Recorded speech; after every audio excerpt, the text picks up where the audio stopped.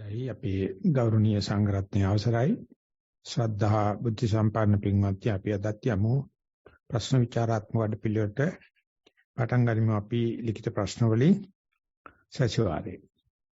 පෙරවන් සරණයි ගෞරවනීය ස්වාමින් වහන්සේ අද 2022 දෙසැම්බර් මාස 9 වෙනිදා ඕස්ට්‍රේලියාවේ බ්‍රිස්බේන් නුවර පවත්වනු ලබන දිනාටක නේමාසික භාවනා වැඩමුළුවේ ප්‍රශ්නෝත්තර වාරයේ 5 වන දිනයයි.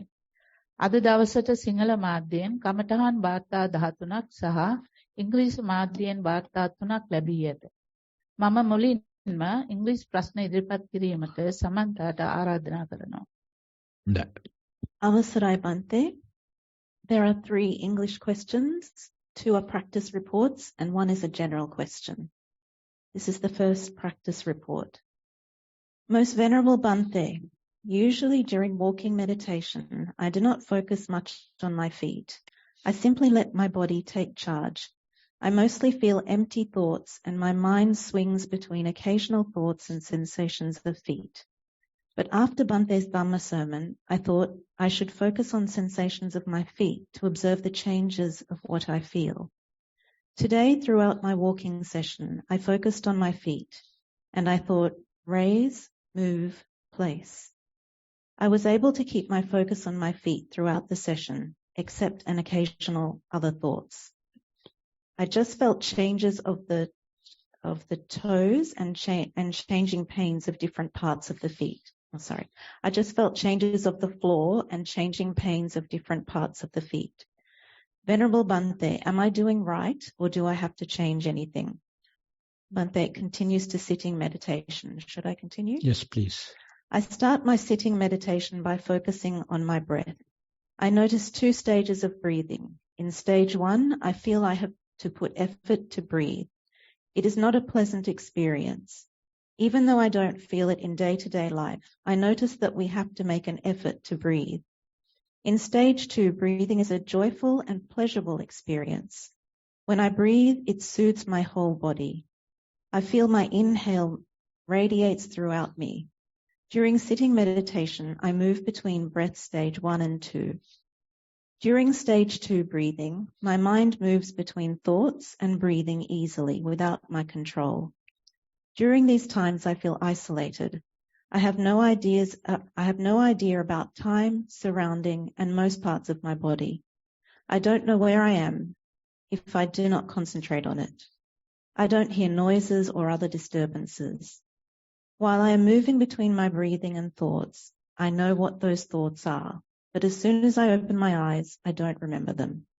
Dear Bante, please kindly advise. I think comparing the walking and sitting, both sitting meditation, the latter part indicates while observing or while keeping the track with the primary object, still can manage with other stray thoughts or other wandering objects. If that is the case, don't depend upon your primary object. If the situation is fairly under control and again once in a way it is going to wandering, once in a way it is going to the primary object, and as far as you have confidence, let the mind to associate, mind to freely come out and go, no problem.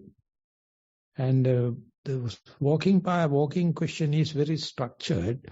I can either keep the leg in view with, or sometimes be aware of the whole body. There also, my simple thing I wish to say, if you are happy, if you have no doubt, if you have no any distraction, let the mind to run normal. If you have any doubt, if you have any uncertainty, then keep the primary object as the pivotal point, primary object as the benchmark, primary object as the assembly ground. If there are no danger, you have to run the factory. If there are danger only, you go to the assembly ground. So this is a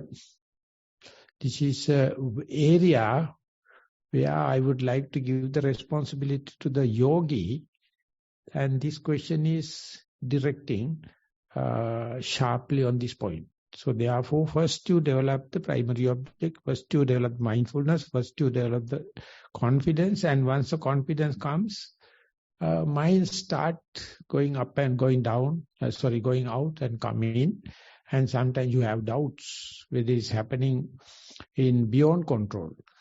Sometimes you may accept this is the nature of the mind. If you have that kind of a confidence, don't try to give the priority to the primary object. Otherwise, take the primary object as a refuge. It as your island of security, pivotal point. So, I would like to know the person who has written, is my answer is clear, or should I go furtherance into this, because it is very important. It's a very, very subtle point. So I can't give a common instruction for all the ground, but for that particular person, whenever the mind develops confidence, nothing to worry about the primary object. Is the person clear enough, or should I continue to the next one? Is it okay? Do you need more furtherance, further clarification, or do you have still doubts remaining? When someone has to give the mic, please. It's clear, Bhante, actually. Like sometimes I feel like I lost because my thoughts goes all over the place, and in some sitting sessions, like I feel like I'm sleeping, but in some sessions I feel I'm doing fine. So I get your point, actually. So your doubt about going mind without any agenda is a very good sign. Mind is beyond control. That is not under my control. So you have to train your mind. If you have doubt, if you have any disturbance, bring it back to the primary. Again, let it run away. Let it again go astray. And that is the way you are losing the egotistic idea. Whenever mind is with the primary object under control, ego is there. You are the winner. Or you are the loser in that sense. Sometimes everything happening freely, you have no doubts because you have passed through these 8 stages, and then you can let alone. So I will give the example, I am repeating it. The Buddha says, when a cow herd is under the cowboy and feeding near a paddy field or a crop, the cows are always try to go to the paddy field or the crop, and if it is so, the farmer will come and beat the cowboy. So therefore he has to keep always with an eye to keep the cows away from the crop. But then it is the samatha bhavana. You are not allowing it to go there. You're keeping always in the surrounding areas, not to eat the crop. Crop is well fed, well fertilized, so cows are very happy to eat this green. But after a while, the Buddha says, farmer come and harvest the field, and then you have no restraint. You have let the cows to eat everywhere, within the field, wherever it may be. So that is what you are. You have fear to let loose. You are always controlling. Controlling means ego. You are the winner, but you are the loser. So therefore, once in a way, you have to declare bankruptcy. Things are happening not according to my control. So that is the confidence you have to learn, because things are happening very good without ego. Wherever ego is there, there's a structure, there's a primary object, there's a regimentation, there's a controlling. Good, that's the starting point. But you must learn how to let loose. No boundaries. Mind is freely moving, and you are fully under surveillance. And I don't know, to make it more clear, I would say, when we agriculturists are while training, when we are doing a dairy farm, earlier we used to go during the parturition. We had to go and help the cow. But imagine few cows are giving birth, and your contribution either disturbing the cow or you can't manage. If it is so, you keep the cows while parturating, while giving birth. In the television camera, you are at the control room, you see. If the cow can manage, you are not going to the operation theatre. If there's a problem, only you go there. I don't know, I am communicating with you all or not. So you have to let the cow to do parturition. And I had a very good friend, he's a gynecologist. He got a very good post and he was in trouble. Again, he became a gynecologist. Recently, before coming, I asked whether you like a big job or you're gynecologist. I like the gynecologist. Then I told it is a conspiracy. Earlier, it was a job of the female. Now you males are going and interfering parturition, the labor pain. It's none of your business. This is the Beckett who did in the George the King 5. He told, don't let the female to handle it. Have a gynecologist male and go there, see what is the secret there.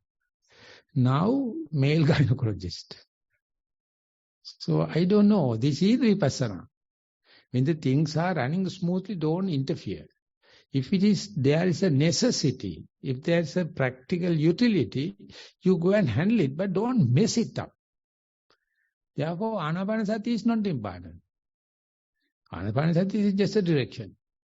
When there is a trouble, you go to the anapanasati, take the situation under control, but ego is very, very heavy at that time.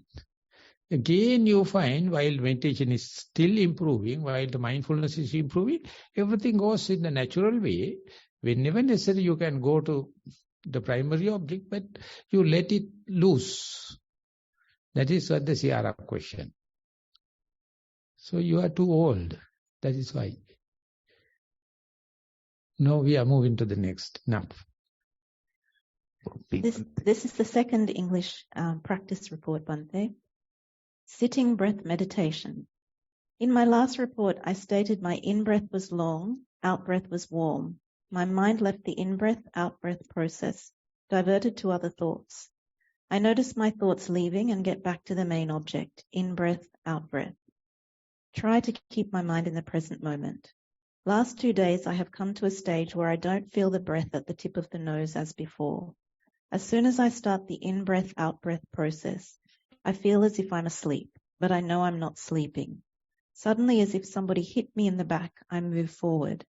Then I straighten myself and get back to my in-breath, out-breath. It happened to me several times. Please give your kind advice, Bhante. May you be well, healthy and well, Bhante. Thero and Saranai. This is also another shade of the first question. As far as you keep it your primary object, mindfulness is intact and it is steadfast, very happy. That's for my vocabulary, I say you are in Samatha Bhavana. But after mindfulness develops, it starts running up and down. And there you doubt whether it is a lack of agenda or is this the nature of the mind. So at that level, you don't know whether to come back to the primary object or let the mindfulness to loose. And that is the question. And after a while, when you are a vipassana biased person, you are not controlling. Let the mind to run away and you know whenever necessary you can come back to the primary object. So if it is so, that it is an adventurous thing, it's a risk-lover thing, let the mind to run whatever it likes. As far as you know the primary object. As far as you know with little trouble, you can come back to the primary object. So that confidence is enough. When you are sailing, you consult the compass, how to call compass. Whenever route is disturbed, otherwise let the sailing happen. You are not always looking at the compass. Compass is necessary when there is something wrong to bring it back to the track. So likewise, many people, they are very successful in meditation. They are very successful in mindfulness, but they're not happy to take a risk. So they never steadfast into the vipassana level. They are always happy in samatha area. It's good. It's a kind of a protection. But with that, you have to put a somersault and jump. Don't play at the tip of the diving pad. You have to put a somersault and jump. It's called Rajaho, Maho, Gangaho. Come go Chicago. You just jump without take a full risk. Either you may go mad or you may die. That's it. Before coming, have you had any contract to come back and report into the family members? If it is so, I feel sorry. Just to put a somersault and jump. Old frog, jump into the old pond, plop. That's it. That is what you call vipassana. But elderly people, I see they are Ravana mage diya balagena. I am very sorry. But I invite them to please die yourself and come back in the next life, in the younger age, where you happy with risk loving. Or not risk averting. So this is what the Buddha. All the other teachers started tell you how to maintain, how to discipline, how to keep the mind with this and that, the God and the blah, blah, blah, blah. But the Buddha says that still you are within the samsara. If you wish to jump out of the samsara, you have to take a risk. That means you are losing your ego. You are losing your system. You are losing your method. You are losing your linear relationship. Everything happening in the natural way. But again, whenever necessary, if you have the ability to come back to the primary object, that is because of your long-lasting practice. It's okay, we are moving. That's enough. Bhante, this is the third English question. It's a general question. Venerable Bhante, kindly give more advice, instructions to control inner chatter. With much respect, sadhu, sadhu, sadhu. So inner chatter is the word indicating really who you are. Whenever all the other distractions are gone, that means transgressional kind of distractions or defilements are gone. Then the obsessional kind of distractions are gone, inner chatter start. That is your real nature. Inner chatter indicates who you are. Don't suppress it. But don't let it happen while you are in the transgressional level of distractions or transgressional defilement. That means when you are in killing, stealing, sexual misconduct, lying, don't let the chatter to run. And then whenever in the obsessional level, when the 5 nivaranas are working, don't let the chatter to run. Suppress it. But after these two finished, inner chatter is the one telling who you are. If you do not wish to observe, if you do not wish to see things as they are, you will take this burden to the next life. But if you let the inner chatter to come out, it is called directed dispositions or directed dispositions and your underlying tendencies. That is real you are. Even your friends do not know. You have to analyze, let the inner chatter have some trends. These trends indicate who am I. Usually we are not exposing it, so much so we become putujana. The day you let everything happen, this is the tendencies you develop in the last life or your long-lasting habituation make the inner chatter. Inner chatter coming out is called free association. It's called counseling. So mindfulness is doing counseling at 3 levels, transgressional level, obsessional level and in the directed disposition level. So therefore, I don't know the person who is writing still with the transgressional kind of defilements or in the obsessional kind of defilement. At that level, of course, inner chatter you have to reduce. That is why we are wearing white. That's why we are having bhabane and indicate I am a upasika. And don't talk each other. So less to talk each other, less will be the inner chatter. But one time you have to promote it. You have to provoke it. You have to catalyze it. Then only you will understand it. So usually in the Western psychology, you take the counselor's help, free association. So there's a book, Daniel Goleman. It says, you are the counselor, you are the patient, you are in the counseling room. So you know who am I. So that's the point where you can understand what is hidden underneath, or we call the dust under the carpet. So at that level, you have to promote the inner chatter. And then that only seeing, by looking at it, you get evaporated. So therefore, you have to understand according to your state of meditation.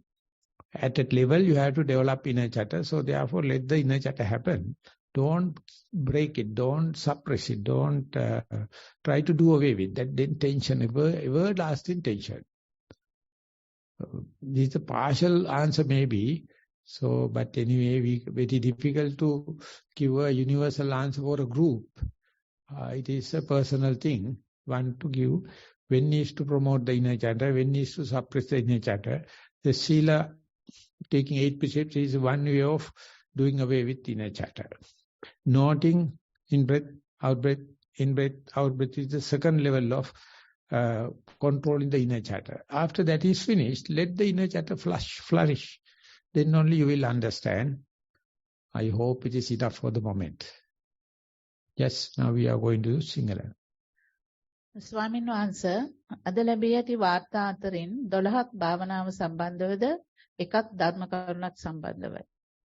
මෙම සියලුම වාර්තා සභාගත කිරීම සඳහා මම ඔබ වහන්සේගෙන් දෙපා නැමද අවසර ඉල්ලා සිටිමි. පළවෙනි වාර්තාව.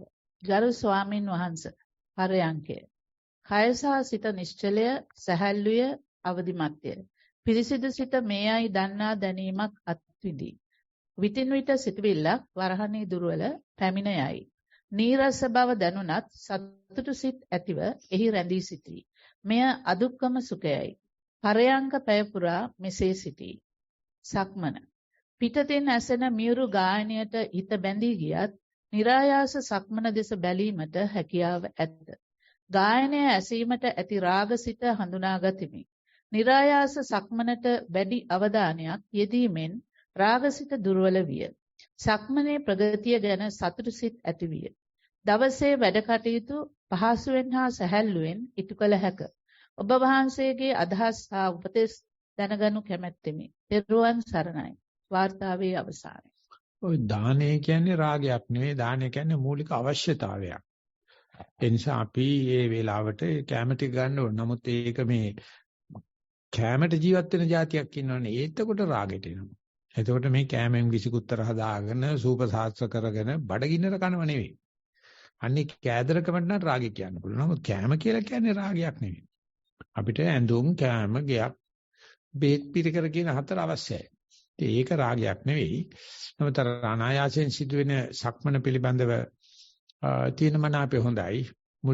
මුල් කොටසේ තියෙන විදිහට පාළුව ගැන සතුටු වෙනකොට නැවසිල්ලේ සනසිල්ලේ ඉන්න ආසන්දේ කරදර නැතුව පාළුවේ. ඒ පාළුව හොඳයි. කරදර මුකුත් නැහැ පාළුවේ ඉන්නව. නැත්නම් පාළුව දනි කරලා උඹ නාඩං උලලේනෝ කියලා පාඩුව හොඳ නැහැ. ඉතින් මේක දැනගන්න ඕනේ මේ පාළුව මොන වගේ එකක්ද කියලා. ඒක භාවනාවේ ලැබෙන පාළුවක් නම් අයියාට මේ රජගේ මල්ලිස දාලා. ජොලිය ඉන්න එකයි තියෙන්නේ. ඉතින් ඒක නිසා වාර්තාකරණයෙන් තමයි මේක අපි හරියට අල්ලගන්නේ.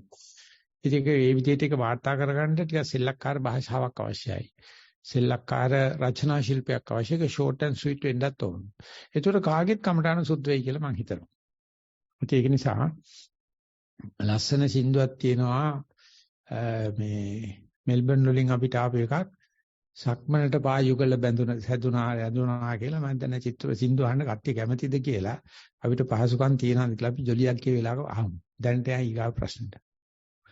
දෙවන වාර්තාව. අවසර ගෞරවනීය ස්වාමීන් වහන්සේ. සක්මන. වම දකුණ ලෙස ආරම්භ කර පසුව ඔසවන සිත, යවන සිත සහ තබන සිත දක්වා සතිය තීව්‍ර කරගත හැක. ශබ්ද සහ සිතුවිලි වලට දිව යන සිත උපේක්ෂාවෙන් නැවත පතුලට යොමු කළ හැක. සක්මන ස්වයංක්‍රීයව සිදුවන විට වේගය අඩුවන සැටි, පාදවල අප්‍රාණික බව සහ ශරීරයේ සමබරතාව නැතිවීම නිරීක්ෂණය වේ. පරයන්කය. මූල කර්මස්ථානය ආනාපානයයි. වාඩි වී ඉරියව්වට සතිමත් වූ විට සිත નિરાයාසයෙන්ම හිස් අවකාශයට යොමු වේ. ක්‍රමයෙන් තීව්‍ර ඒකාග්‍රතාවයක් ඇති වේ. සිත සැහැල්ලුය, ප්‍රබෝධමත්ය, ටික වේලාවක් ගත වූ පසු ශරීරයේ වේදනාවල් මතුවේ. සිත වේදනාව මතුවන තැනට ක්ෂණයකින් යොමු වේ. නමුත් වේදනාව දැනෙන්නේ සිතට බැවින් සතිය තීව්‍ර කර සිත තුළින් වේදනාව දැනෙන ආකාරය බලා සිටිමි. එවිට වේදනාව ක්‍රමයෙන් අඩු වී පසුබිමට යන අයුරු නිරීක්ෂණය වේ. ඇතැම් විට සිතුවිලි මතුවී පැවතී නැති වී යයි. ඒ දෙසද උපේක්ෂාවෙන් බලා සිටිමි. අනේවාසික වැඩමුළුවලදී මෙසේ සමාධිගත වන සිත ආයාසයකින් තොරව බොහෝ වේලා පැවතේ. වේදනා හෝ සිතුවිලි ඇත්තේම නැත. ශබ්ද ඇත්තේ පසුබිමෙහිය. නමුත් මම අවදිමත්ය. මෙවැනි අවස්ථාවලදී නේවාසික වැඩමුළුවල උපරිම ප්‍රයෝජනය ලබා ගැනීම අභියෝගයෙන් සීනුව වැදුම පසුද හැකිතාක් දුරට පරයන්කේ රැඳී සිටීමට උත්සාහ කරමි. කෙසේ වෙතත් මෙය භාවනාවට ඇති සියුම් තණ්හාවක් දැයි විතක සිටේ. මේ ගැන ඔබ වහන්සේගේ අදහස ගෞරවයෙන් අපේක්ෂා කරමි. පසුගිය වර්ෂ කිහිපය තුළ භාවනාවේ වාර්තා කළ යුතු තරම් වෙනසක් සිදු වී නැතයි මට සිතේ. නමුත් ක්‍රමයෙන් සතිය තීව්‍ර වන බවට සාධක ඇත. විශේෂයෙන්ම දෛනික ජීවිතයේදී සතිමත් බව නිතර අත්විඳින අතර ප්‍රපංච කිරීම අඩු වී ඇති බවත් සිතෙහි නිස්කලංක බව වැඩි වී ඇත. මගේ පුහුණුවේ අඩුපාඩු වැතොත් නිවැරදි කර උපදෙස් ලබා දෙන මෙන් নমස්කාර පූර්වකව ඉල්ලා සිටිමි. ඔබ වහන්සේට නිදුක් නිරෝගී බව පතමි. වාර්තාවේ අවසානය. කාරණා තුනක් මට හිතෙනවා මතක් කරගත්තොත් හොඳයි කියලා. පසුගිය අවුරුදු ගානේ භාවනා දියුණුවලා නැහැ කියලා කියනවනම් මම ගොඩක් අඩු වෙලා තියෙනවා. භාවනා දියුණුවලා කියන හැම වෙලාවෙම මම අවසෝසෝන්නේ. ඒක නිසා ඒතියෙදිත් ඒ කරගෙන යන වැඩේට තමයි දෙවියෝ බ්‍රහ්මයෝ වදින්නේ. ප්‍රතිඵල බලාපොරොත්තු කරන එක බිස්නස් එකක්. ඒක සප්ලයි ඇන්ඩ් ඩිමාන්ඩ් ටික නෙවෙයි. මේක කිසිම ප්‍රතිඵලයක් නැහැ. ටිකටම ගන්න. ඒක හරීම අගය කරන්න ඕන. නමුත් මේකෙන් නා ඒක අගය කරන්න දන්නේ අපරාධය අවුරුදු 4ක් විතර ගියා. කිසි වාසියක් නැහැ ජීවිතේ හිස්ටින් එකක් වාගේ කියලා ලියලා තියෙනවා. අනේ ඔක සන්තෝෂෙන් ලියන්න පුළුවන් වුණොත් මේ මිනිස්සු මෙච්චර දේවල් පිටිපස්සේ අතිමට සත්ත පහක වැඩක් නැතුව මම අවුරුදු 3ක් 4ක් භාවනා කරලා තියෙනවා. මට තියෙන අවුරුදු 40ක්. මොකක්වත් මම හම්බෙලා නැහැ. ආන්නේකේ විදිහට ලියන්න පුළුවන් එකක්. දෙක පසුබිමින් එන හිතවිලි ඇවිල්ලා යන හැටි පේනවා. ඉතින් ඒක තමයි අර ඉනේ චැටයකට එන්න දෙන වෙලාව. ඒක තමයි මම කිව්වේ ඩැනියල් ගෝල්ඩ්මන්ගේ පොත තියෙන්නේ thought without a thinker. හිතවිලි වගේක් එනවා හිතන්නේක් නැහැ. එතකොට මයිකල් ග්ලෑඩ්වෙල් ලියනවා power of thinking without thinking කියලා. කපාරට හිතවිලක් එනවා මම හිතනවා නෙවෙයි ඒක පුදුමාකාර power එකක්. මේ power of thinking without thinking වල තමයි විද්‍යානුකූල හැම නිෂ්පාදනයක්ම හැම අලුත් දෙයක්ම හම්බෙලා තියෙන්නේ. නිවනත් හම්බෙන්නේ එහෙම තමයි. එහෙනම් මේ ක්‍රමික thinking කියලා කියන්නේ මමයි. ඉතින් ඒක හැම කෙනෙක් ගාම මේ potential එක තියෙනවා. අපි වැඩ ගන්නෑ මොකද අර ගුරුවරු follow කරන නිසා. සමීකරණ follow කරන නිසා. ක්‍රමවේද follow කරන නිසා. ඒ තරමටම අපේ හිත කුරුවල් වෙලා තියෙනවා. බුදු කෙනෙක් තමයි ඇත්තටම මේක ලෝකෙට ඉස්සලාම ඉදිරිපත් කරන්නේ. බුදුරජාණන් වහන්සේ කවුරුත් කියලා දෙන්නේ නැහනේ. නමුත් අපිට කියනවා ඒ තැනට ආවට පස්සේ ඔය සීමා මරියාදාවල් කඩලා අරපන් යන්න ඵලයන් කියලා. එතකොට සීල ශික්ෂා සමාධි ශික්ෂා වල සෑහෙන ආරක්ෂාවක් තියෙනවා. ඉතින් ඒ වගේම මේකේ අලුතෙන් හදන්න මම මොනවද කරන්න ඕන කියලා අන්තිමට අහනවා. ඉතින් මම හදන්න මට මේ ධම්මජීව හම්බරන්න ඕන කමක් නැහැ. මමයට කෙලවන්නම තමයි ආසාව තියෙන්නේ. භාවනා දියුණුවකින්වත් මම හැදෙනවා නම් අනේ මං නම් ඒකට ආයෙ ඉන්නෙත් නැහැ බ්‍රිස්බේන් වලට. ඒ නිසා මේ මම හදා ගන්න තමයි ප්‍රශ්නේ අන්තිමට ලියලා තියෙන වාක්‍යය කියනවාද නේ සභාවට පොඩ්ඩක් ආයෙ මතක් වෙන්න. ඒක ගොනු කරන්න බෑ එහෙම වචනේ මේ වාක්‍යයක්. අනිවාර්ය වාක්‍ය වැරදි. මාගේ පුහුණුවේ අඩුපාඩු ඇතොත් නිවැරදි කර උපදෙස් ලබා දෙන මෙන් নমස්කාර පූර්වකව ඉල්ලා සිටිමි. මාගේ පුහුණුව කියන්නේ වැරදිම තමයි ඉතින්. මම ඉස්සරහට ගත්ත පුහුණුවක් නේ. ඉතින් මේ මගේ කියන එක නැතුව වාක්‍ය ලියන්න බලන්නකො. ලියන්න බෑ. මේ භාෂාවේ ඒ තරම්ම අපි බාල් භාවයටපත් කරනවා. භාෂාවේ ඒ තරම්ම අපි දාස භාවයටපත් කරන එක වනවන්න එහාට මෙට කඩුව වගේ. ඒක හෙල්ලක් වගේ හිටින්න ඕනේ. කඩුව කරකවන්න ඕනේ එක විදියකට. කඩුව කියන්නේ ගලකින් ගැහුවත් වදින්න නැති වෙන විදිහට. අන්නේ විදිහට යූසුරුව හුරු බූටි විදියට හසුරනවායි කියලා කියන්නේ බුදුජානනාංශ විතර කවුරක්වත් නැහැ එහෙම හසුරුවෝ. ඒ නිසා මාගේ දියුණුවට කියලා කියනවනම් ඉතින් කක්ක ගොඩක් තමයි. මෙතන කාටවත් එහෙම මාගේ දියුණුවක් ලබා ගන්න අවශ්‍යතාවයක් නැහැ. මම යා කියන්නේ කවුද? එන්නේ ඒක බංකොලොත් භාවයටපත් වෙනවා. ජරා දිරාවට වැටෙනවා. ඒක සතුටින් ලියන්න ඉගෙන ගන්න අපි යනවා ඊගාව ප්‍රශ්නෙට. තුන්වන වාර්තාව. තෙරුවන් සරණයි. සක්මන් භාවනාව. පසුගිය දවස් 3 ඔබ වහන්සේගේ උපදෙස් පරිදි සක්මන් භාවනාව කරගෙන ගියෙමි. වම් පාදයටත් දකුණු පාදයටත් මාරුවෙන් මාරුවට සිහිය පිහිටුවෙමි. සක්මන සඳහා එකම ස්ථානයක් තෝරා ගතිමි. තන වෙනස් කළ විට සතිමත් වීම සඳහා වැඩි කාලයක් ගන්නා බව දැනුනි. සිත පිටගිය අවස්ථාවලදී පොඩි කනස්සලු ස්වභාවයක් ඇතිවිය. අද උදෑසන සක්මන් භාවනාවේදී සතිය හොඳින් පිහිටුවීමට හැකියිය. තෙත් පොළවේ ස්වභාවය හොඳින් යටිපතුල් වලට දැනුනි. විලුඹේ සිට ඇඟිලි දක්වා ස්පර්ශය හොඳින් දැනෙන්නට විය. සිත පිට යෑම වැළැක්වීමට ගණන් කිරීමට පටන් ගතිමි. ගණන් කිරීම අවශ්‍ය වූයේ සක්මන් වාර 3-4ක සඳහා පමණි. සක්මන අවසානයේ දක්වා හොඳින් සිහිය පිහිටුවීමට හැකියිය. සක්මන් වාර 2-3කදී සිත තදින් පිනා ගියේය. විස්තර කිරීමට අපහසු ප්‍රීතියක් ඇතිවිය. දැන් සිත පිට නොයන බව හැඟී ගියේය. ඊළඟ සක්මනේදී සිත පිට නොයන බවට දැඩි විශ්වාසයක් ඇතිවිය. එය එසේම සිදුවිය. සක්මන් වාර කිහිපයක් එසේ සිදුවිය. ඔබ වහන්සේ දේශනා කළ පරිදි රේල් පීලි මත තැබූ පෙට්ටියක්සේ සක්මන සිදුවේ. සිහිය මාරුවෙන් මාරුවට යටිපතුල වලට මාරුවෙන් වෙමින් පවතී. දෙවන සක්මන් වාරයේදී පැය එකහමාරක් පමණ සක්මනේ යෙදුණෙමි. කිසිදු පීඩාවක් නොමැත. සිත පිට ගියේ 3-4 වරක් පමණි. එයද සිතුවිලි වලටය. එහෙත් පෙරමෙන් පසුතැවීමක් නැත. අවට ශබ්ද වලින් කිසිම බාධාවක් නැත. ඔටෝ පයිලට් දැම්මක් මෙන් සක්මන කෙරීගෙන යයි. රිට්‍රීට් එක අවසන් වී ගෙදර ගිය පසු මෙම තත්වය අහිමි වේ යයි පසුතැවීමක් සිත තුළ ඇත. තවදුරටත් මෙය වර්ධනය කර ගැනීමට අවශ්‍ය උපදෙසක් ඇතොත් එය දෙනමෙන් දෙපා නැමද අයද සිටිමි. ඔබ වහන්සේ පතනා උතුම් බෝධියකින් නිවන් අවබෝධ කර ගැනීමට මෙම පින හේතු වාසනා වේවා. මං කැල්ල ගෙදර අරන් ගියා නම් හරි කියලා මට හිතෙනවා. එක හැමදාම එකේ වෙනේ කරලා තියෙන්නේ. ඒ සක්මන උස්සගෙන ගියා නම් ගෙදෙට්ට ওই සක්මන ඔහොම කරගන්න තිබ්බා. හරි ලිදක් කුසුප කතාවක් තියෙන පරණ හොඳ වතුර තියෙනවායි කියලා.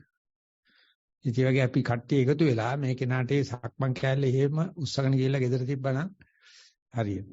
එහෙම මොනම දෙයකට හරි බැඳෙන්න ඕනේ.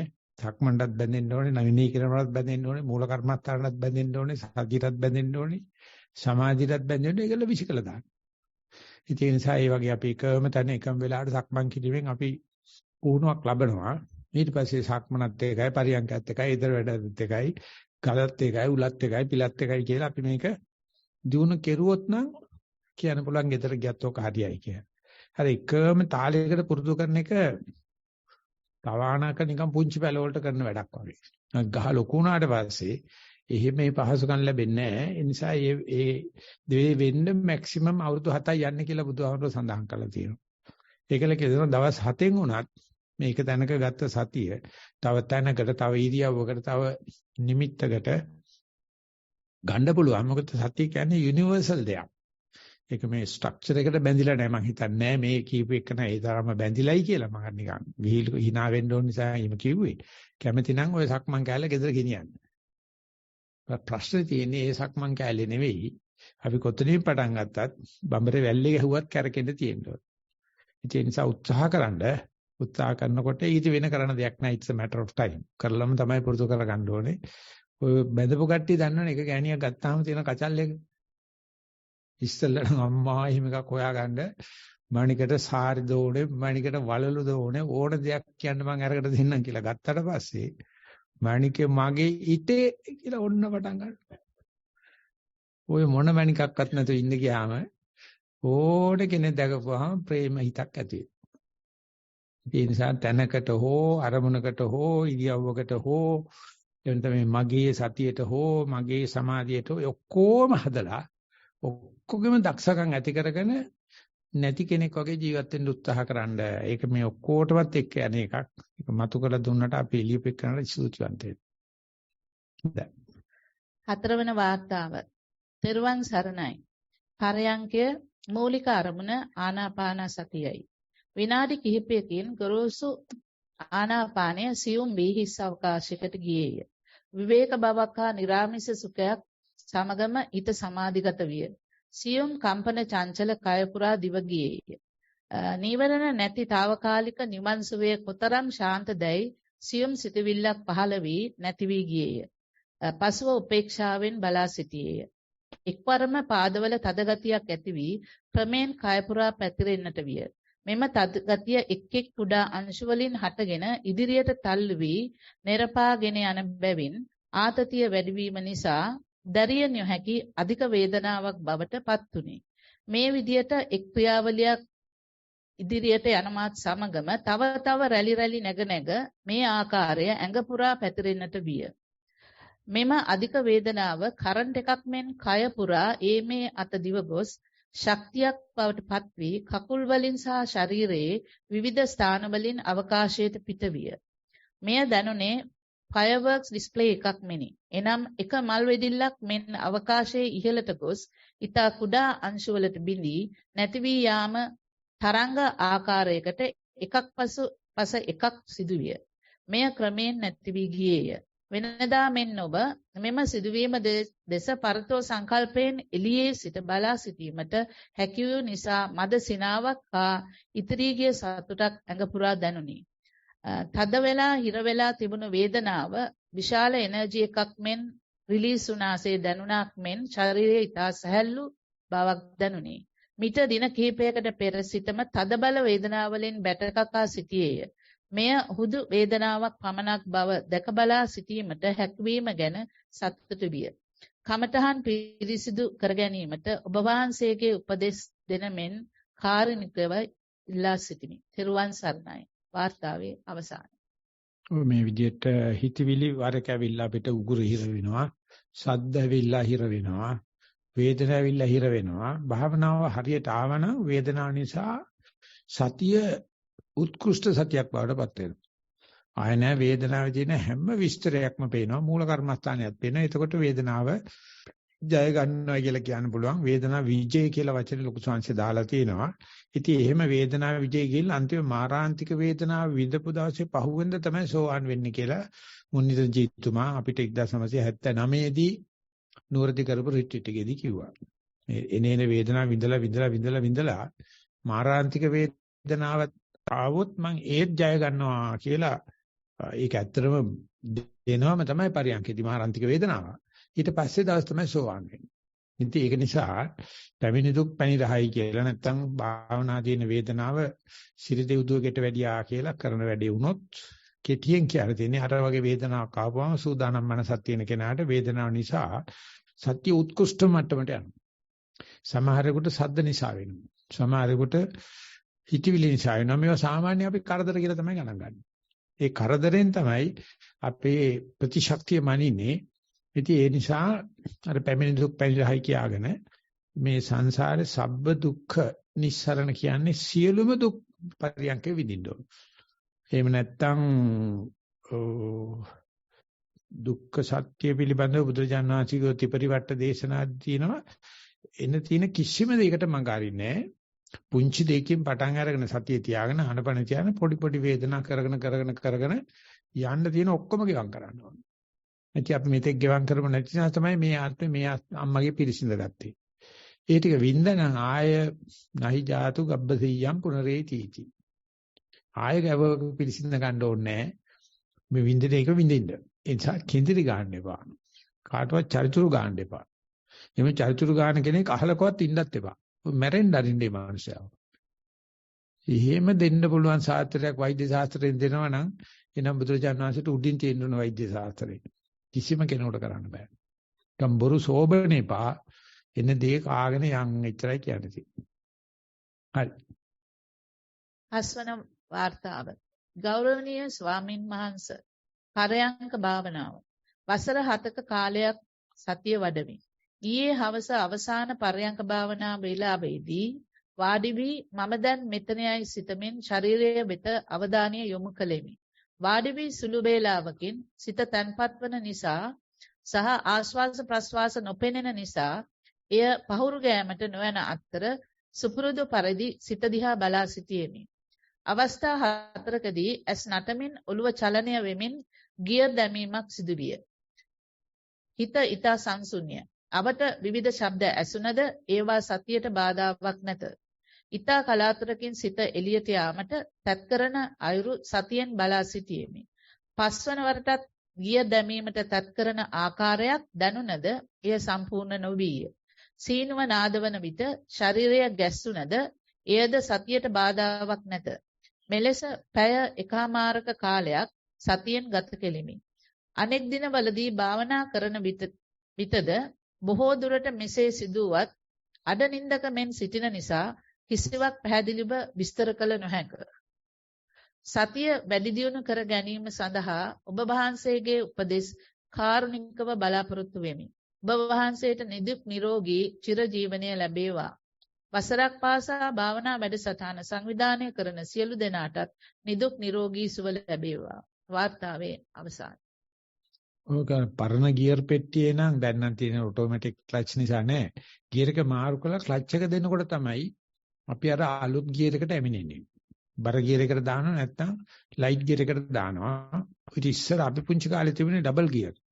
නෑ ඩබල් ක්ලච්. එක සැරයක් ක්ලච් කරලා නියුට්‍රල් කරලා ඊට පස්සේ තමයි ක්ලච් කරන්නේ. බර වාහන වල එහෙමයි මම හිතන්නේ දැන්වත් තියෙන්නේ. ඒක නිසා මේ එක එක මට්ටම් වලට අපි ගියර් බොක්ස් එක මාරු වෙනවා.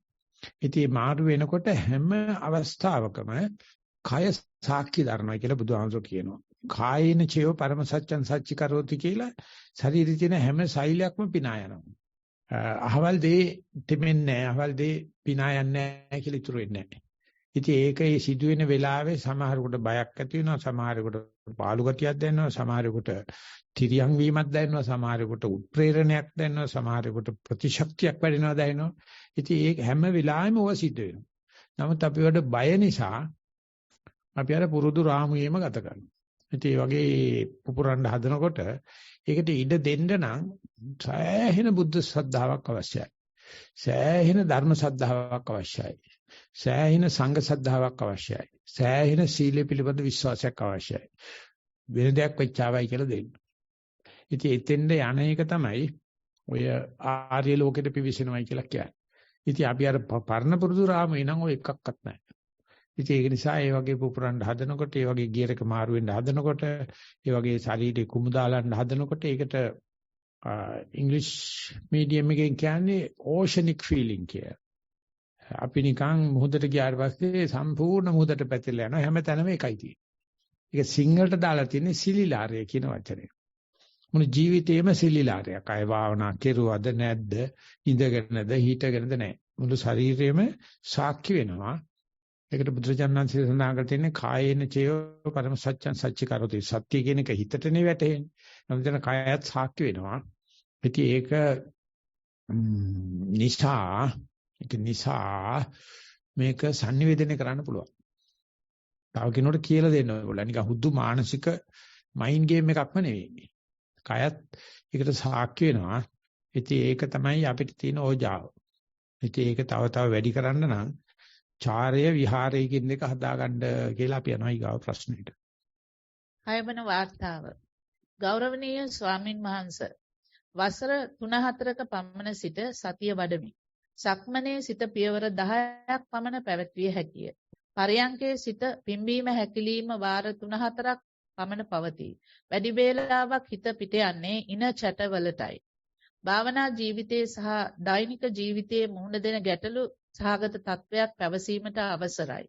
පරයන්කේ උදරයේ පිම්බීම හැකිලිම දැඩි උත්සාහයකින් පසුව අල්ලා ගනී. මුලදී ඒ දෙස වරහනේ රළුව පෙනෙන විට මෙනෙහි කරමින් විස්තර බලයි. එය සියුම්ම යන විට අරමුණ තදින් බදාගෙන ඉඳී. වීර්ය අඩු කර ඒ දෙස සැහැල්ලුව විවේකයෙන් බලන ලෙස කිහිප සැරයක්ම උපදෙස් ලැබින. මෙලෙස සිටින විට දැඩි උදරයේ වේදනාවක් හටගනී. වීර්ය අඩු කරන්නේ කෙසේදයි නොතේරේ. දෛනික ජීවිතයේදී මීට මාස 10කට පමණ පෙර සති 2-3ක් යනතුරු සිතුවිලි නොකඩවා එන්න ගත්තා. ඒක මුළු දවස පුරාම තිබුණා. ඔබ වහන්සේ ඇතුළු නිස්සරණ වාසී මහා සංඝරත්නයෙන් වරින් වර ලැබුණු උපදෙස් අනුව අපහසුවෙන් නමුත් දරාගෙන ඉන්න පුළුවන් වුණා. එදා පටන් අද වනතුරු නිින්ද හරියට යන්නේ නැහැ. වරහනේ කමඨහන් සුද්ධ කරලා සිත සතුටු දින කිහිපයේ නිින්ද ගියා. විශේෂයෙන් නේවාසික වැඩමුළු වලට සහභාගී වන විට වරහනේ රැයට නිදියන්නට යන විට හිතට බයක් එනවා. ඇඟ පිච්චීගෙන යනවා. ඇඟ ගැහෙන්න පටන් ගන්නවා. විතක්ක ප්‍රපංච දෝරේ ගලනවා. හරියට අසරණ වෙනවා. පරයන්කේ අරමුණු සියුම් වන විට එය අල්ලාගන්නේ මේ සියුම් බිය නිසාද කියලා හිතෙනවා. ප්‍රශ්නය දිග වූාට සමාවව මැනවි. ඔබ වහන්සේගෙන් උපදෙසක් බලාපොරොත්තු වෙමි. වාර්තාවේ අවසාන. ඉතින් එහෙම තියෙද්දි භාවනා කරන එක තමයි අපි ගරු කරන්න ඕනේ. භාවනා ආර්ගිය කට්ටියට ඉතින් ආය මොනව ගරු කරන්නේ. ඉතින් ඒගොල්ලෝ එතන ලාභ ලැබෙනවනේ. ඒ තියෙද්දි භාවනා කරන්න බුදුජානනාංශය ගැන කොච්චර ශ්‍රද්ධාවක් තියෙන්න ඕනද? එහෙම තියෙද්දි භාවනා කරන්න ධර්මය ගැන, සංඝයා ගැන, සීල ගැන ඉතින් ඒවා මම දන්නේ ඒ බුදුජානනාංශිකේ අදිෂ්ඨාන කියලා තමයි මට නම් හිතෙන්නේ. අපි පෙරපින් කරලා තියෙන්න ඕනේ. බුදුජානනාංශිකේ අදිෂ්ඨානයක් තියෙනවා. මේ ගඟ දිගේ ඉහළට පීනන කෙනාට පොඩි ධෛර්යයක් දෙන්න. පල්ලෙහාට පීනන මනුස්සයා ඉතින් දර කොටයක් වුණත් යනවනේ. ඒක අහන්න දෙයක් නැහැ. භාවනා ආර්ගිය මිනිස්සු ගැන ගණන් ගන්න මේපා. ඒ මිනිස්සු මමයි වැඩි කරගෙන තියෙන්නේ. ඒක නැතුව තියෙද්දිත් මේ භාවනා කරන අය බ්‍රිස්බේන් වල තව තව වැඩි වේවා කියලා අපි යනවා ඊගාව වාර්තාවට. හත්වන වාර්තාව. අවසරයි ගරුතර ස්වාමීන් වහන්සේ. සක්මන් භාවනාව. පතුලේ ස්පර්ශයන්ට සිත යොමා සිමෙන්ති පොළොව මත සක්මනේ යෙදුණෙමි. සිමෙන්තිය මැදී ඇති තැන්වල සුමුදු බවත් අනෙක් තැන්වල රළු බවත් සිමෙන්තිය කැඩී ඇති තැන්වල කඩතුළු බවත් පාදයට දැනුනි. වැලිකට පෑගුණු විට ඒවා පාදයේ කුමන ස්ථානයේ දැනුනි දැයි නිරීක්ෂණය කළෙමි.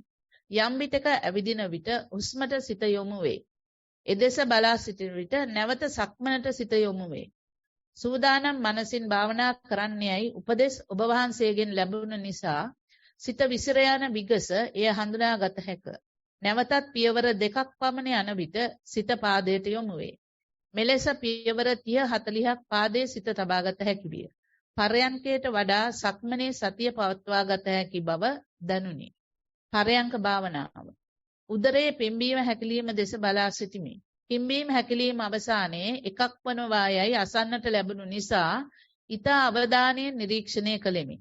පිම්බීම හැකිලිම ඊතාම සියුම් වන බව නිරීක්ෂණය කළෙමි. පිම්බීම ඊතා කෙටි හා සියුම් බවත් හැකිලිම නොදැනෙන බවත් නිරීක්ෂණය කළෙමි. ඉන්පසුව සිතුවිලි පැමිණ ඇත. කීපවරක් මෙසේ සිදුවිය. සිතුවිලි බල පැමිණීම ආනාපානය නොදැනී යාම හෝ එකක් වීම ලෙස දැනුණද සූදානම් මනසකින් සිටියද තවම මෙහි වෙනස් වන අවස්ථාව නිරීක්ෂණය කළ නොහැකි විය. මෙම නිරීක්ෂණයන් පිළිබඳ ඊටාම සතුටු සිතින් පසු වෙමි. උපදේශක් ඇතොත් ලබා දෙන මෙන් කාරුණිකව ඉල්ලා සිටිමි. ඔබ වහන්සේලාට නිදුක් නිරෝගී සුව පතමි. තෙරුවන් සරණයි. වාර්තාවේ අවසන්. ඒ කැලේ තමයි භාවනා හොඳම කැලේ. තාම මම මේ දෙක දැක්කේ නැහැ. ඒකේදී භාවනා කරනවා. ඉතින් එතකොට තියෙන පුදුමාකාර සැදී පැහැදී සිට ගැනීමක්. ඉතින් ඒ නිසා ඒක ලැබුණාට පස්සේ ওই කියන ජොලිය නෑ. ඒ ගැන ඉතින් සෝරි කියන්නේ එහෙම වෙනවා. ඔය ඉල්ලපු දේ හම්බුනාට පස්සේ ඔයත් ඔය ජොලිය නෑ. අර අඹ ගෙඩිය අන්ත ඉදීගෙන එනකොට තමයි අමු අඹයටත් වැඩිය සම්පූර්ණ ඉදලා පරිවෙච්ච අඹයටත් වැඩිය අර බාගෙට ඉදිච්ච අඹ ගෙඩියේ තියෙන රහත් තියෙන්නේ. අර peerවල උනත් උඟාක් ඉච්චට පස්සේ රස නැහැනේ. අමු ගැටත් රස නැහැ. අන්නේ අර දුඹුක් වෙනවයි කියලා කියන්නේ විලිකුණු වෙනවයි කියලා කියන්නේ. භාවනා බලාගෙන යනවා තාම වෙලා නැහැ. ඒක හරියට ඉර නගින හැටි බලා ඉන්නවා වගේ. ඉතින් මේක ඉස්සලා රචනාව ලියපු කෙනාට හොඳ උත්තරයක් වෙයි. දැන් ඔය කියපු රචනෙ. ඉස්සලා ලියපෙකනත් බලා ගන්න. ඔහොම කරන ගිහිල්ලා gediya දුබුක් වෙනකොට, gediya විලිකුණු වෙනකොට ඔය හැම ඇඹුලක්ම පැණි රහක් බවටපත් වෙනවා. මෙයාගේ දැන් මේ ඔන්න මෙන්න නිකන්. මේ දැන් එනවා දෙවියන් වහන්සේ ළඟද වෙනවා කියලා තියෙන්නේ. ආන්නේ ඔය එකක් තියෙන්නේ. හෙට එනවා. අද එනවා. අර අපේ එකේ කාලේතුර කවුද එයාපෝට් එකට යන්නේ කියලා. පික් කරන්නේ. ඌ එළවලා ඉස්කෝලේ. දෙවෙනන්සේ ළඟ දෙනවා කියලා බෝඩ් එකේ දාලා තියලා ඌ යටිල්ලවලු කවුද යන්නේ පික් කරන්න එයාපෝට් එකට කියලා. ෆාදර් රයිලා එළවලා දාලා. ඒ වගේ දැන් එනවා මේ එනවා. ඕන් යනවා මේ එනවා වගේ කියනකොට පුදුම උනන්දුවක් තියෙනවා. ඉතින් ඊට අවක ඇත්තටම කියන්නේ ඕක ලැබුණාට පස්සේ ඕකත් ගන්න දෙයක් නැහැ. ඉතින් ඒ නිසා අර මේ වෙලාවේ තියෙන රසය තමයි ඊට ඉස්සෙල්ලා ලියපු රචන එක්කනට තාම ඒ අර ඇඹුල් රහ පැණි රහ වෙන රසයට ඇවිල්ලා නැහැ. හැබැයි අතෑරලා නැහැ. ඉතින් මේකේ හරි පුදුම රසයක් තියෙන. ධර්ම රසයක් තියෙන්නේ. ඒක නිසා මේක පුළුවන් නම් මැරෙන්නේ ඉස්සෙල්ලා තව කාට හරි පොඩ්ඩක් රංකිතකට ගවන්න උත්සාහ කරන්න. හරිම අමාරුයි. මොකද ඒ තරම්ම සංකීර්ණයි මේ වැඩපිළිවෙල. හැබැයි ඉතින් ජෙනුවින් තමයි. කාට වුණත් එකමයි වෙන්නේ. ඒ නිසා ඉස්සෙල්ලා රචන ලියපෙන්නාට මේක ආදර්ශයක් වෙනවා. මේ කෙනාට මේ උනන්දුව ඒක නැත්තම් වැඩමුළු ඉවරෙන්නේ ඉස්සෙල්ලා මේ ළමයාත් හම්බ වේවා කියලා ප්‍රාර්ථනා කරනවා. තාත්තම ළමයා. 8 වෙනි වාර්තාව. සක්මන් භාවනාව. සක්මනේදී පෙර දැනුණු වේදනාවන් පොළවේ සහ සිරුරේ අස්තමබරතා දැන් නොදැනේ. සිරුර සතිමත් ඇවිදීමට පුරුදු වී එය નિરાයාසයෙන් සැහැල්ලුවෙන් කරයි. අවට පරිසරයටද සිත නොදුයයි. දකින ඇසෙන දැනෙන සියලු දේ වෙනස් වේ. ක්‍රමෙන් තුනි වී නැති වී යයි. එකසේ පැවැත්විය නොහැක. කිසිවකට බැඳීමට රුවා ගැනීමට තත් කිරීම වෙහෙසකි. පළක් නැත. මාමෙන්ම සියලු කුඩා සතුන් ගස්වැල් පවා යමක් අත්දකින්නු ඇත. සිත අසීමිත කරුණාවකින් දයාවකින් පිරේ. ආයාසයෙන් ජීවිතය පවත්වා ගන්නට වෙහෙස වූ මා ගැන අනුකම්පාවක් දැනේ. ඔබ වහන්සේ ධර්මදේශනාවේ පැවසූ පරිදි උපේක්ෂාවෙන් සතුටින් සිටීමට පහසුයයි සිතේ. ඔබ වහන්සේට නිදුක් නිරෝගී සුව චිර ජීවනය ප්‍රාර්ථනා කරමි. වාර්තාවේ අවසානය. ඒ නිසා බුදු කෙනෙක් එහෙම පාරමිතා පුරලා බුදු වෙන වෙලාවට අපායේ ගින්දර නෙවෙනවයි කියලා තියෙනවා. නිරිසත්තුන්වත් එක පුංචි වෙලාවකට සැපයක් එනවලු. අන්ධකාර අපායටත් පොඩි ආලෝකයක් වටනවා කියලා. ඒ නිසා හැම කෙනෙක්ම භාවනා කරනකොට නැත්නම් එක්කෙනෙක් භාවනා කරනකොට හැම කෙනාටම ඒකේ පොඩි good vibration එකක් යනවා. ඒක ෆීල් වෙන්නේ ආසන්නයේ ඉන්න කෙනාට විතරයි. භාවනා දියුණු කෙනාට. ඉතින් මේ ලෝකෙ මෙහෙම අද තියෙන්නේ එහෙම භාවනා කරන පිරිසක් ඉන්න නිසා. නැත්නම් මේ පෙරේත හැත්ත නිසා නෙවෙයි. මේක විනාශ කරන්න හදන පෙරේත හැත්ත නිසා නෙවෙයි. ඒ කට්ටියට අපි කියනවා යුනිවර්සල් කොන්ෂස් ස්වාමි කියලා. මොනවාක්වත් පැත්තකට දාලා භාවනා කරනවා.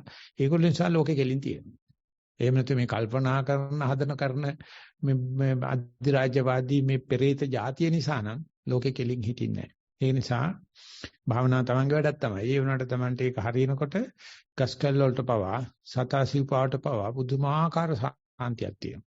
ඉතින් අපිට පුළුවන් ලෝකෙම සනසන්න. අපි එක චිත්තක්ෂණයක් සත්‍යමත් වෙනවා නම් ඒක මුළු ලෝකෙම සනසීමක්. මේක හිතන්න එපා මම පුංචි චිත්තක්ෂණේ පුංචි ඊගා චිත්තක්ෂණේ කෙලෙසන ඒ මොකක්වත් අවශ්‍ය නැහැ. අපි පුළුවන් ටික කරමු. එතකොට ඒ good vibrations හැම තැනම යනවා. ඒක නිසා තමන් මේ කරන වැඩ පිළිවෙල පුංචි කරන්නේ නැතුව ඒකට අගේ ආඩම්බර දෙන එකම තමයි මේ මයින්ඩ් සෙට් එකම තමයි භාවනා ජීවනෝ කියන්නේ. ඒකට සූදානමින් නැත්තම් පිපිච්ච මනසකින් ප්‍රසන්න මනසකින් මේ වැඩ ඉලක්ක කරගෙන යන්න කියලා කියන්න පුළුවන්. 9 වන වාර්තාව. තෙරුවන් සරණයි. ගරු ස්වාමින් වහන්සේ. සක්මන් භාවනාව. අද දින සක්මන සිදු කරන විට පාදයට අවධානය යොමු කර එහි ස්පර්ශය දෙස බලමින් ටික වේලාවක් සක්මන් කරයි. හිමෙන් පාදයේ චලනය අවධානය යොමු වී ඒ දෙස බලමින් ටික වේලාවක් සක්මන කළෙමි. පාදයේ එසවීම, යැවීම, තැබීම යම් ක්‍රමානුකූල ආකාරයකට සිදුවන අතර එසේ කරමින් සිටින විට සක්මන කරන විට නිදිමත ගතියක්ද සක්මන එහා මෙහා පැද්දී එනම් වැනි යන ආකාරය නිරීක්ෂණය කළෙමි.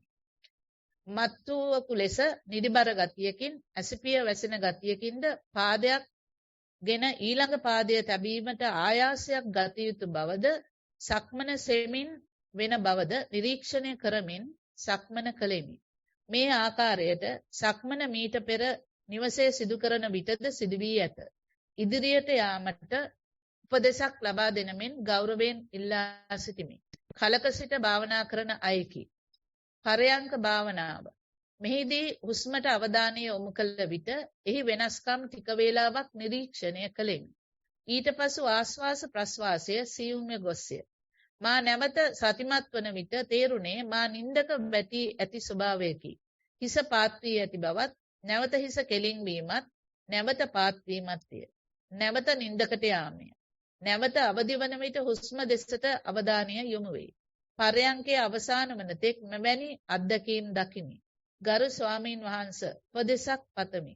ඔබ වහන්සේට උතුම් චතුරාර්ය සත්‍ය අවබෝධ වේවා. තෙරුවන් සරණයි. වාර්තාවේ අවසාන. පරයන්කේදී හෝ සක්මනේදී තමයි පාලනයක් නැහැ.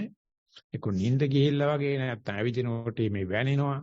ආන්නි වගේ තත්ත්වෙ ඉන්නකොට මේක මේ භාවනාවේ එක අවස්ථාවක් නැත්තම් භාවනාවේ ඊගාව ගියරක මාරු වෙන්න හදන අවස්ථාවක් කියලා දන්න කෙනෙකුට තව කෙනෙක් පරියන්කේ නිදාගෙන ඉන්නවා දැක්කහම කවදාකවත් නිඳ කරන්න හිතෙන්නේ නැහැ. තව කෙනෙක් ආයාසයෙන් මේ නැත්තම් අමෝරාවෙන් සක්මන් කරන නැත්තම් සක්මන් නිකාන් ওই පාවි යනවා දකින්නකොටත් කවදාකවත් දොස් කියන්න හිතෙන්නේ නැහැ. මොකද හේතුව Taman දැකලා තියෙනවා ඒක. Taman දන්නවා මේ වගේ මට්ටම් වලට පැනලා මිසක්කා එනතු මේවා පහු කරලා මිසක්කා යන්න බෑ ඔය ගමන. ඒ නිසා භාවනා කරන කිසි කෙනෙකුට කවදාකවත් දෝෂයක් කියන්න හිතෙන්නේ නැහැ. භාවනා නොකරපු කෙනෙක් හරියට බලනවා මේ ඉඳගෙන ඉන්නකොට බෙල්ල කඩා වැටෙනවා, ඇවිදිනකොට වැක්කිරෙනවා, නිදිමත එනවා. ඉතින් එහෙම වෙන්න බෑනේ කිය. ලංකාවට මහා ශික්‍රමේ ගේන්න පටන් ගන්න කාලේ ලංකාවේ ගියා ආටිකල්ස් වගේක් කවදාවත් භාවනාදී මේ වෙන්න බෑයි කියලා බැනලා භාවනා ක්‍රමයට. මේ පොත් ඔක්කොම පස්සේ මහසි සයිඩෝ පබ්ලිෂ් කරා මේ භාවනා කරන කෙනෙක්ගේ ඕක තමයි ඇති. නොකරන කට්ටිය දෙන හරියට පේළිය තියෙන්න ඕනේ, හෙරලෙන්න බෑ, පෙරලෙන්න බෑ, කෙලින් ඉන්න ඕනේ කියලා.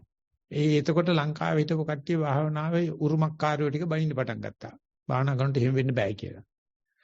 නමුත් මේ පොතෙත් තියෙනවා, කරනලත් බලනකොටත් පේනවා. කරන කෙනා දන්නවා මේකේ වග.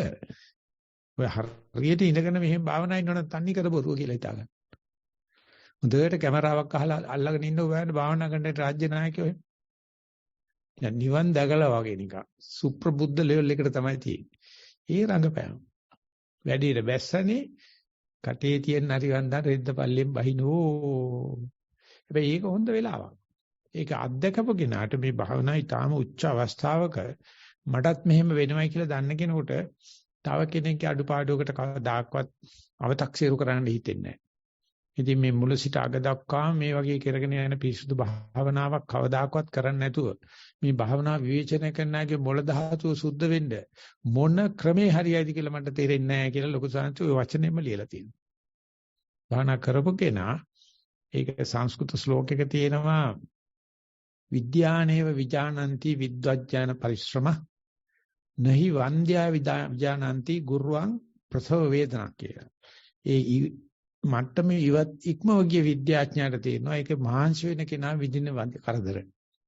විද්‍යානේව විජානಂತಿ විද්වජ්ජාන පරිශ්‍රමං. ඒකට මහාංශ වෙන කෙනා ගන්න දුක තේරෙනවා. කොහොමද කියනවා වඳ ගෑණියට කවදාකවත් විලිරුදාවක් එන්නේ නැහැ වාගේ. ඒකේ ඉන්න මවක් වෙන්න ඕන. ඒ නිසා වඳ ගෑණියෙකුට මේ ගුරු වේදනාව පිළිබඳව හැඟීමක් නැහැ. මේ භාවනා කරලා දෙන්න ගිය කෙනා දන්න නිසා එයා අනික හැම කෙනාටම දන්න විදිහට උදව් කරනවා. විශේෂයෙන්ම නිඳා කරන්නේ. ඒ නිසා හැම කෙනාටම මේ වගේ ඒ ප්‍රසව වේදනා පහළ වේවා කියලා අපි ගාව එකට යන එක තමයි කරන්නේ. ළමයා හම්බෙන්න. ධාවන වාර්තාව පරයන්ක භාවනාව අවසරයි ගෞරවනීය ස්වාමින් වහන්සේ. පරයන්කේදී සිත පෙරමෙන් නිශ්චල නැත. සිතවිලි නිරන්තරව ගලා එයි. හිතරම් නැවත කායට සිත ගෙනාවද එහි නොරඳයි. නොඑක් දිශාවලින් විකාර සිතවිලි ඇදී එයි. මුළු වෙලාවම තද නිදිමතක් දැනේ. ඇඟ සීතලය, කම්මැලිය. සමහර චිත්ත රූප සිහිනවලට වඩා ඇත්ත දැකීම් බඳුය. ඊතා පරණ මතක පවා අදසේ දැනේ. මට අවුරුදු 8කදී මගේ බල්ලා වාහනයකට හැප්පී නැති විය. ඒ සිද්ධිය දැක ඇහැරුණෙමි. මට බල්ලාගේ දැනුණු බය වේදනාව දැනුනි. ඒත් ඒ සමග එය ගැන අසීමිතව දුක්වන මාව පසකින් දුටුවෙමි. සියලු දුක් අලුත් වී අදසේ දැනුනි. නමුත් මදකින් කම්පනය අමතක වී ගියේය. ඔබ වහන්සේගේ ඊයේ ධර්ම දේශනාව අනුව මේ අත්දැකීම සාමාන්‍යයි සිතමි. ඔබ වහන්සේට නිදුක් නිරෝගී සුව දීර්ඝායුෂ ප්‍රාර්ථනා කරමි. වාර්තාවේ අවසානය. මේකට කියනවා සයිකොලොජිකල් වුන්ඩ්ස් කියලා. අපේ හිතේ යටිපහුවෙලා තියෙනවා ගැප් බෙරගෙන පිළිකා බැඳිච්ච දේවල් භාවනා කරනට ඒවා ඉමීට සර්ෆස් වෙනවා. හැවිලා එහෙම පුපුරලා යනවා. ඊට පස්සේ ආයෙන්නේ આવක. ඒ වගේ කැතැසිස් එකට එහෙම නැත්නම් සයිකොලොජිකල් යට ගහගෙන ඉන්න කියා ගන්න බැරි දුක් භාවනාදී එනවා. මොකද මේ වෙලාවේ මුකුත් වැටෙන්නේ නැහැ නේ හිතට. මොනවා හරි භාවනාවට හිතට මොනවා හරි වැටෙමින් තියෙනවා නම් සද්ද රූප ගන්ධ රස එකක්වත් එළියට එන්නේ නැහැ. සම්පූර්ණ හිත ජලකඩක් වගේ පැහැදිලි වෙච්චාම හරි යට තියෙන වුන්ස් එන්න පටන් ගන්නවා. ඒකට කියන්නේ හීලින් කියලා. ධම්ම තෙරපි කියලාත් කියනවා. ඒ නිසා මේ ටික වෙන්නේ නැති නිසා තමයි අපි ඔක ලබන ආත්මෙට ගෙනියන්නේ. මේ ආත්මියක සර්ෆේස් වෙලා මේ ආත්මියක මතු පිටට ආවනම් ආයෙ ගෙනියන්න දෙයක් ඉතුරු වෙන්නේ නැහැ. කීනම් පුරාණං නවන්නත්ති සම්භවං විරත් චිත්ත ආයතිකේ බවස්මින් කියලා විචිදේත් ඉවරයි අලුතෙන් රැස් කරලත් නැහැ. එතකොට ආයෙ ඉදිරි භවයක් නැහැ. ඒ නිසා මේව පුළුවන් තරම් මතු කරගන්න මේ මතුවෙච්ච තැන ඒ දුක්ඛතර තේරිච්ච තැන පිම්බිමක් වඩපත් වෙනවා කියලා බුදුහාමුදුරෝ දේශනා කළා. අපි යනවා ඊගා ප්‍රශ්න. 11 වන වාර්තාව.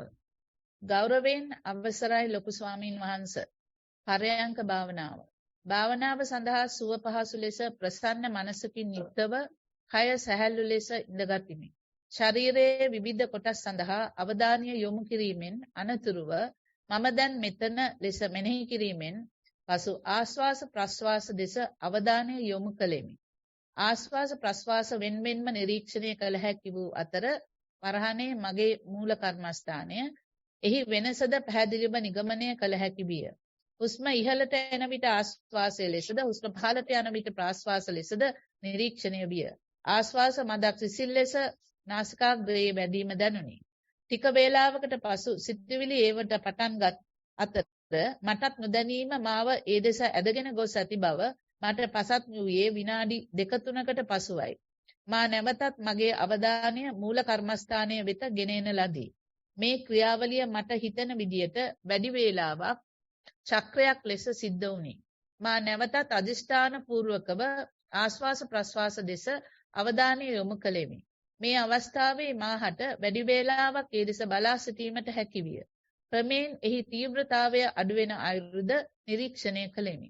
නමුත් ආශ්වාසයේ ඊතා සියුම්ම නාසිකාග්‍රයේ ගැටීම විටින් විට හඳුනාගත හැකි විය. ටික වේලාවකින් දීප්තිමත් ආලෝකයක් නිරීක්ෂණය වූ අතර එය විනාඩි 5-10ක් අතර පැවතී යන්න මගේ හැඟීමයි. මා දිගටම ආශ්වාස ප්‍රශ්වාස දෙස අවධානයෙන් සිටිමි. එම කාලය තුල සිතවිලි ආවේ නැති තරම්ය. විවිධ ශබ්ද තිබුණද බාධාවක් නොවිය. අද උදෑසන පරයන්කේදී සුළු වේලාවක් මෙවැනි අත්දැකීමක් අත්විඳෙමි. භාවනාවේ දියුණුව සඳහා ඔබ වහන්සේගෙන් උපදෙස් පතමි. ඔබ වහන්සේට නිදුක් නිරෝගී දීර්ඝායුෂ පතමි. වාර්තාවේ අවසන්. ඒක පරයන්කේක ඒ වගේ චක්‍ර 20ක් 30ක් 40ක් 50ක් ගියොත් ඔය එකක දෙයකවත් වටිනාකමක් නැති වෙනවා. දැන් මෙයා මේ 1-2ක් චක්‍ර කරගෙන පටන් ගන්න තියෙනවා. එහෙම පටන් ගත්තොත් ඒක දිගටම ඒ වේව් එක ඒ කම්පැනි ඉවර වෙනකම් යන්න දෙන්න. ඊට පස්සේ තමයි ඔක්කොම වලගොඩලි සම්මතලා වෙලා ඉන්නේ. අපි යනවා ඊගා ප්‍රශ්නෙට. 12 වන වාර්තාව. පෙරබන් සරණයි ස්වාමින් වහන්සේ. සක්මනට පසු සිත තැන්පත් වීමකින් පර්යංකයට ඉඳගතිමි. නැවතත් ඩීටේල් බොඩි ස්කෑන් එකකට පසු මූල කර්මස්ථානය වන ආනාපානයට සතිමත් වීමි. හුස්ම රැලි 7-8කට පසු එය සියුම් වී නොදැනී යන විටම පිටත කුරුළු ජෝඩුවකගේ සංවාදයක් ඇසුනි. ඔබ වහන්සේ කීව පරිදි ඒ දෙස ඇල්මකුත් ගැටීමකුත් නැතිව බලා සිටියද ඒ මිහිරි සංවාදය මා සමග යන එකක් බවද කුරුළු දෙදෙනාගේ තාත්වික සංවාදයට මා ඇලුන බවත් දැනුණ අතර විගසම ආනාපානයට නැවත සතිමත් විය. විවේකී තැනක ටික වේලාවක් සිටින විට එහි එන යන ශබ්ද සිතුවිලි බලා සිටියෙමි. එක්වරම ඊතා තද රස්නයක් පිටපැත්තෙන් ඇති වී විනාඩි 2-3ක් මුළු ඇඟම රත් විය. ඊට පසු නොනවත්වා කටට කෙල එකතු විය. එය ගිලින විට ටැප් එකක් ඇරියා ලෙස කට පිරුණ අතර ඒ සියල්ල මම ගිල්ලෙමි. මෙතනදී මට දැනුනේ රස කෑමක් දකින විට කේට ග්‍රන්ථි තිබෙන තැන පවා යම් උත්තේජනයක් දැනේ. භාවනාවේදී දැනුනේ බාධාවකින් තොරව ගලා එන කෙලය. පිටතින් එන අරමුණු දෙස භාවනාවේදී සහ එදිනෙදා ජීවිතයේදී සතියෙන් බලා සිටීමට පුරුදු පුහුණු වීමට ධෛර්යය දුන් ඔබ වහන්සේට පාද නමස්කාර කරමි. පතන බෝධියකින් නිවන් සුව පතමි. නිදුක් නිරෝගී වේවා. වාර්තාවේ අවසන්. ඉතින් සංඥාවල් පිටින් ආවත් ඇතුලෙන් ආවත් ප්‍රිය වුණත් අප්‍රිය වුණත් ඔක්කොම සම මට්ටමට එනකන් යන්නයි ඔය ලෑස්ති තියෙන්නේ. නිසා ඒ ටිකට වලගොඩලි සමතලා වෙලා ඔක්කොම සම වෙනකන් දිගට කරගෙන යන්න. ඒක තමයි කියන්නේ. ස්වාමීන් වහන්සේ මේක අවසාන සහ 13 වන වார்த்தාව ධර්ම කරුණක් විමසීමට අවසරයි ගෞරව ස්වාමීන් වහන්සේ. ත්‍රිපිටකයේ බොහෝ තැන්වල සඳහන් වන කලකිරෙයි යන වචනයෙහි තේරුම පහදා දෙනමෙන් ඊට ගෞරවයෙන් ඉල්ලමි. බරහන් ඇතුලේ රූපයේහි කලකිරෙයි වේදනාවේ කලකිරෙයි ආදී ලෙස ඔබ වහන්සේට නිදුක් නිරෝගී සුව දීර්ඝායුෂ පතමි. ඒකට අර්ථ කීපයක්ම තියෙනවා. සංවේග කියන වචනේ තියෙනවා. උකට ලියුණයි කියලා තියෙනවා. ඉතින් සිංහලට පරිවර්තන කරනකොට කලකිරෙයි කියලා දැම්මට දුක්ඛ සහිත කලකිරීම සහ දුක රහිත කලකිරීම කියලා දෙක කර ගන්න පුළුවන්. දුක සහිත කලකිරීම සංසාරේ වඩනවා. ඒ කලකිරීම දිහා දුක් රහිතව, ද්වේෂය රහිතව බලන්න පුළුවන් නම් ඒක තමයි ජීවිතේ පරම සුන්දර දේ. ඒ නිසා හැම කලකිරීමකම තියෙනවා දුක් රහිත පැත්තක්. ඒක දැක් ගන්න ලැබීම. ඒකට මේ ප්‍රශ්න යොමු කරපු එකනට ඥානෙ පහළ වේවා කියලා ප්‍රාර්ථනා කරමු. හොඳයි අපි වැඩිපුරත් වෙලා වර්ගන තියෙන නිසා අපි මෙතනින් අපේ සතිವಾರය સમાપ્ત කරනවා. අලියලා තියෙන ප්‍රශ්න පාඩම් හොඳයි කියලා වශයෙන් පොදු වශයෙන් කියන්න පුළුවන්. සියලු දෙනාටම තෙරුවන් සරණයි.